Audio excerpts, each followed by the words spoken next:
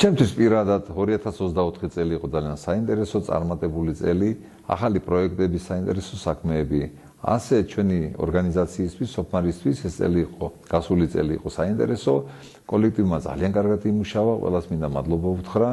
აქვე მადლობა მინდა უთხრა ყველა ჩვენ ორგანიზაციას, ჩვენ მეგობრებს, ვისთანაც ჩვენ მეგობრობთ, ვისთანაც ჩვენ თანამშრომლობთ, ეს არის ნავსადგური, საბაჟო, რკინიგზა, სხვა ორგანიზაციები, ყველას მინდა მიულოცო ახალი წელი, მინდა უსურვო 2025 წელს წარმატება, მინდა მიულოცო ახალი წელი ჩვენ პარტნიორებს, ჩვენ მეგობრებს, ვინც ჩვენთან მუშაობდა, დარწმუნებული ვარ, რომ იმათვისაც ეს წელი იყო 2024 წელი იყო წარმატებული და საინტერესო. 2025 წელი ჩვენ ქვეყნისთვის, ჩვენთვის არის ძალიან მნიშვნელოვანი წელი.